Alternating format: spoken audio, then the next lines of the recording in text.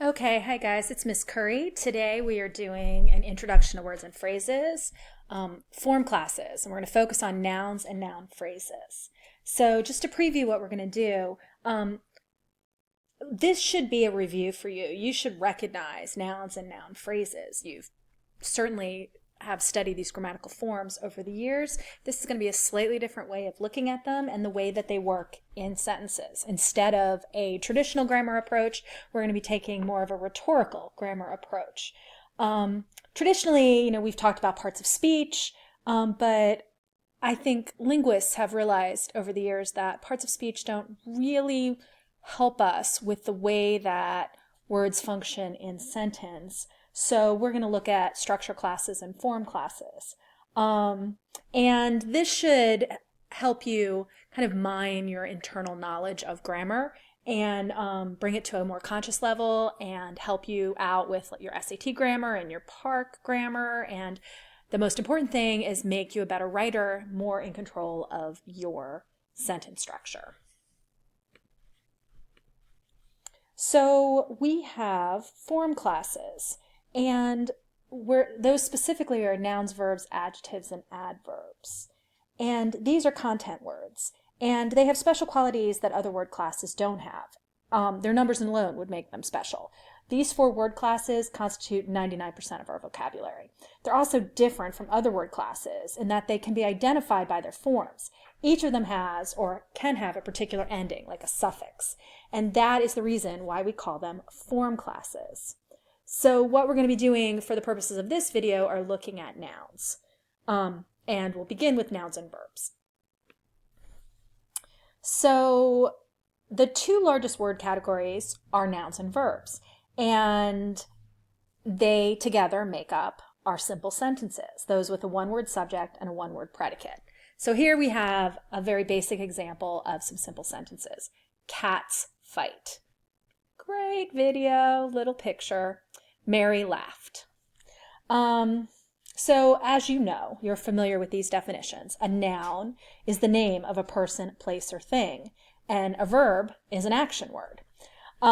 These definitions are based on meaning, and that's certainly useful, but it's not completely accurate. For example, a noun like kindness. It's not exactly a thing, right? It's more of an idea. And the verb expect, expect is not really an action. So a lot of these so-called action words can also be made into nouns. Like for instance, fight and laugh are two verbs here, can be used as noun. The fight lasted for a few minutes. Fight in that sense is the noun. And Mary's laugh filled the room. So in the case of our form 4 classes, we're going to go beyond meaning and consider the word's form in our definition. And we're going to be looking at our two sample sentences over and over. And one of the things you may notice in these sentences with our nouns is that we have a marker, a plural marker in the word cats. It's the S right here, right? And the noun cat. We also have a past tense marker on the verb laugh. And so we're going to use these formal characteristics as criteria in our definitions of nouns and verbs. So we're going to first, because we're focusing on nouns for this video, so we're going to look at the plural marker S. And I made up a nice little chart for you.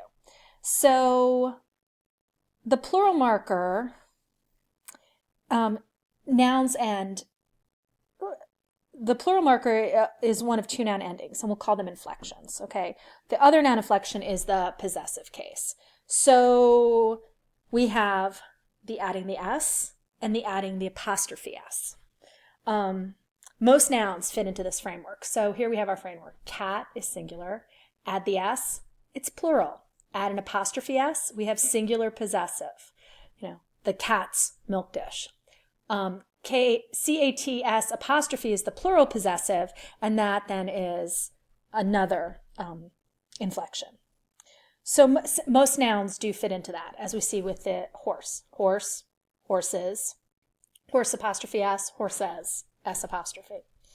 But of course this is English, and English can never be simple. And we have lots of irregulars. That's something we have in English. So we have a lot of cases of irregular plurals. And these are ones that do not take the S in a traditional sense. So we have man is singular, but men is the plural. There's no adding of an S. So our singular possessive in that case is man apostrophe S, and the plural possession is men apostrophe S. The same thing for woman. Woman, women, woman's, women's. So there's no S apostrophe in these odd irregulars. So basically we now, knowing this, we can have a simple definition of a noun. A noun is a word that can be made plural and or possessive. Now this is a simple definition, and we're going to add to it by describing the noun phrase. The noun phrase. So the noun phrase could be new to you, or it's something that you're probably familiar with, but you haven't paid that much attention to. I know you know what a phrase is. It's any group of words that functions as a unit within a sentence. But a phrase always has to have a head or a head word. And as you might expect, the head word of the noun phrase is a noun.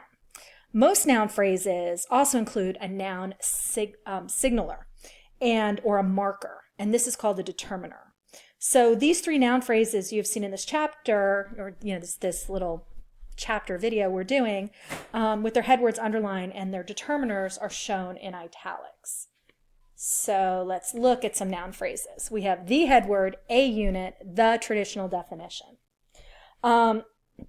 So let's look at our third example here, the traditional definition.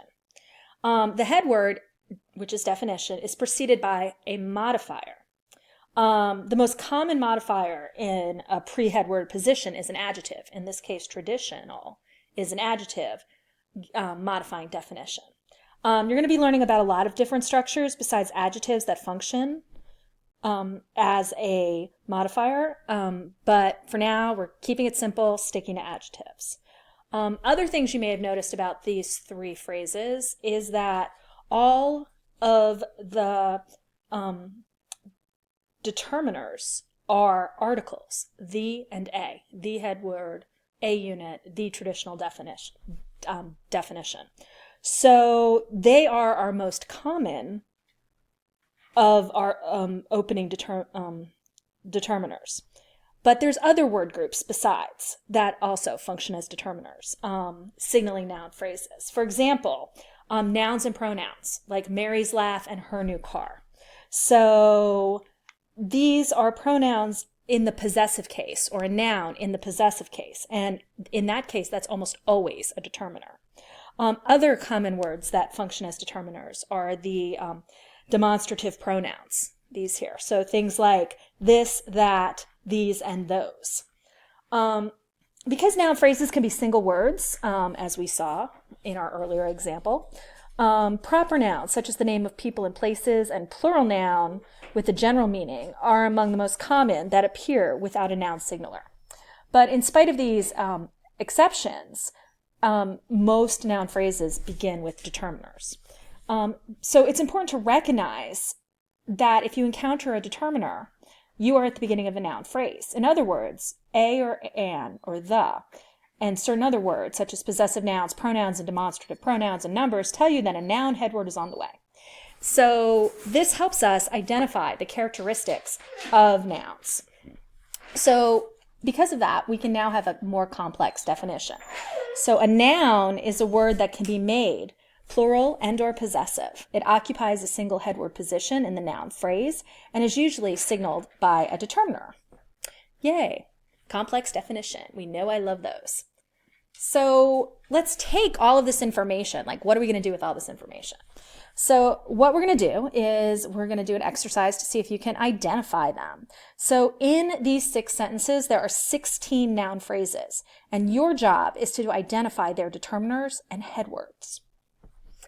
I'm going to give you about a minute. Go.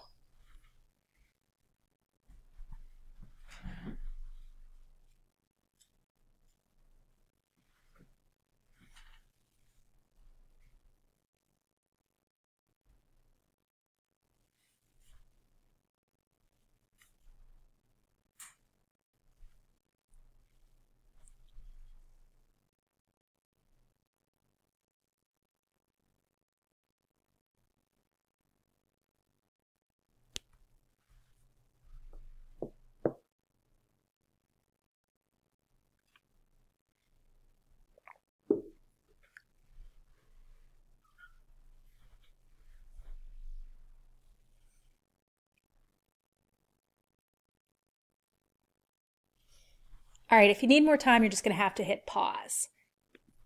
These are our answers. So I have indicated the determiners in red and the headwords in blue.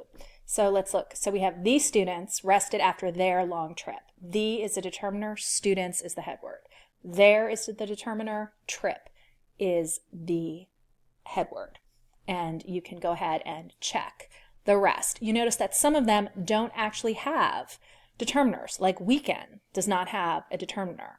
Cookies does not have a determiner, but it is a headword all the same.